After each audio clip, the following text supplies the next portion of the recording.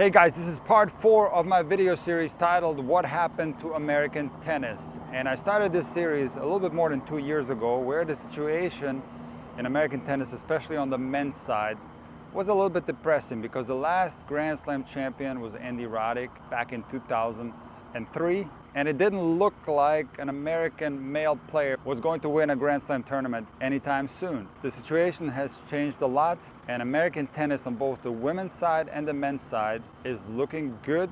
And in my opinion, there's one player that can become a superstar similar to what we had in the 80s and the 90s with so many American superstars like Connors, McEnroe, Sampras, Agassi, Chris Evert, Jennifer Capriati, and the list goes on and on. And that one player that can have a huge impact on American tennis is Ben Shelton. Today, he's going to play Djokovic, and I do think he has a chance because he has a tremendous amount of firepower. If I compare Shelton to some of the other American players, for example, Fritz, I do see something extra in him. And I know what you're going to say, Nick, you're jumping on the hype train.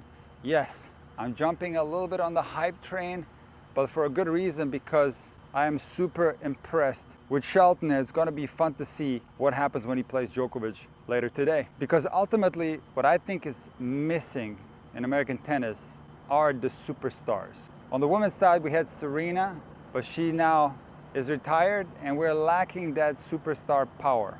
But luckily, in this US Open, Coco Gauff, with the help of Brad Gilbert, has turned her career around and she's playing the best tennis of her life. She's in the final and she has a great chance to win the US Open. If you watched my video last Sunday where I made my US Open predictions, I said that Madison Keys was going to win the tournament.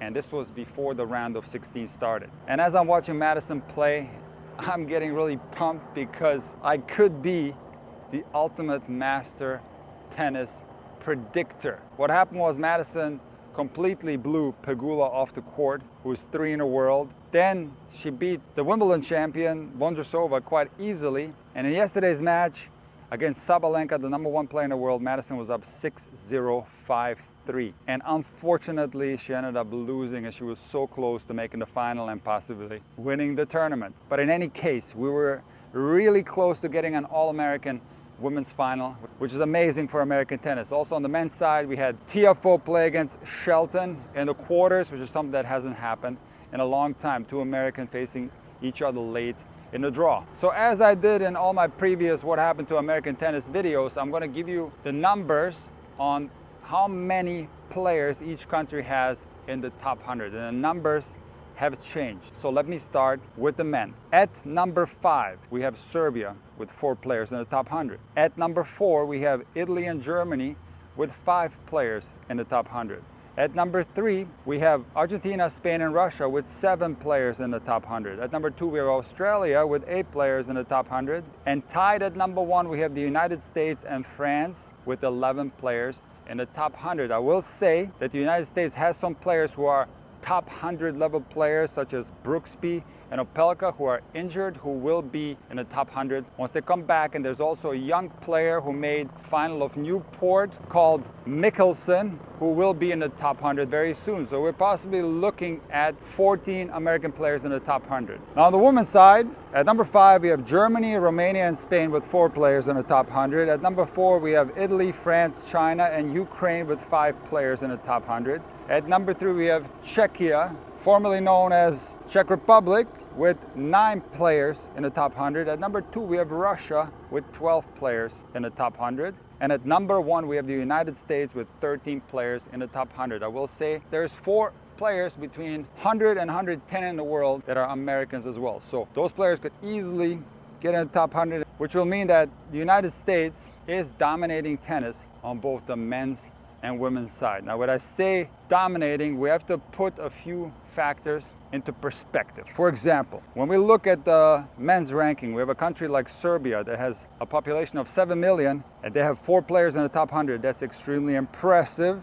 When we compare the size of the United States with 340 million people, my point is that there should be a lot more Americans in the top 100, like it used to be back in the day. There should be 30 or 40 Americans in the top 100. And the same can be said about the women's side, where a country like Czechia with 10.5 million people has an impressive 9 players in the top 100 of the WTA rankings. This is so amazing, this statistic, that a small country like that can produce so many great players. While in the United States, with 340 million people, there should be, even on the women's side, a lot more American players in the top 100. And why do I say that? Because the United States is by far the best place in the world to play tennis. And I can tell you this because I've lived in other countries and I grew up in Europe. And in the United States, we have the luxury of having good weather where we can play outside. We have an amazing public park system with free courts where you don't have to pay anything to play tennis. Guys,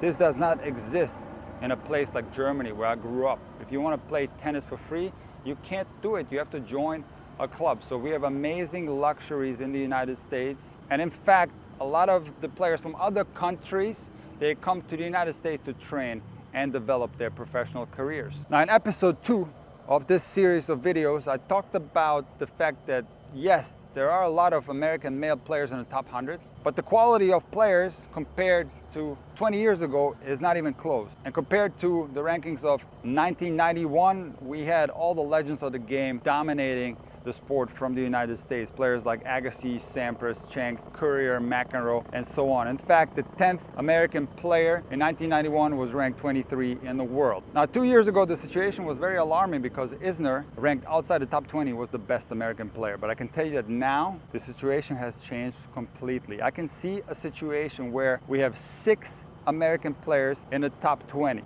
Eubanks, Shelton, Tiafoe, Paul, Fritz, and Korda. And out of all these guys that I mentioned, my gut feeling tells me that Ben Shelton is the guy that could pull this off. When I look at a player like Tiafoe and Fritz, while these are amazing players, they're top 10 players in the world, there's something there preventing them to go deep in these tournaments. There's some kind of mental block, especially Fritz, who has a very poor record against top 10 players in Grand Slams. But for some reason, and I might be riding a little too much on the hype train, but something tells me that Shelton, with his unbelievably powerful game, you can check out my last video where I talk about the fact that Shelton has one of the biggest serves that I've ever seen. He has the firepower to take the US Open. I do believe in that. I don't think it's gonna happen this year because Djokovic is gonna be too mentally strong for him, but Shelton can be the next American superstar. In addition to his unbelievably powerful game, he also has the personality and the charisma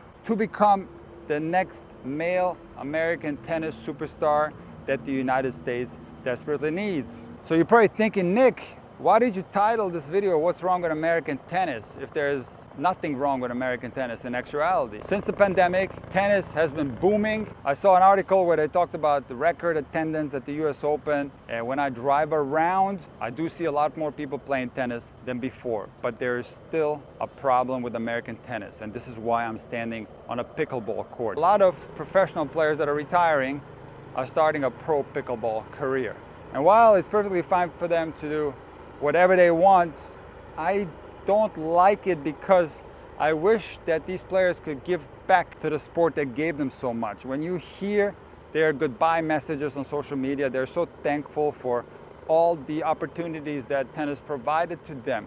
So instead of going on tour in pickleball, why not give back to tennis? Maybe they're doing that and they're playing pickleball on the side, but I wish that there could be a senior tour like there used to be. When I played in college, my coach, Mel Purcell, played on the senior tour, and he would take us to some of the tournaments. One time we watched him play against Clerk, and at the tournament we saw Connors and Wielander, and this was so fun to watch. Yes, the level is not as strong as on the ATP, but it's still fun to watch the legends on the senior tour. So to me, when I see all these players now going pro in pickleball, I would prefer that they continue to play tennis and give back to tennis in some way, maybe doing commentary, maybe starting an academy, or maybe playing on the senior tour. It's just a bad look, in my opinion, to switch from the king of the racket sports to something that's far inferior. And when you see the announcements from pickleball that a tennis star has joined professional pickleball and you read the comments, it's pretty much all negative comments. I have not seen one person say, oh my God, it's so great that this person is turning pro in pickleball. Nobody thinks that. It's a bad look, and I don't like to see it.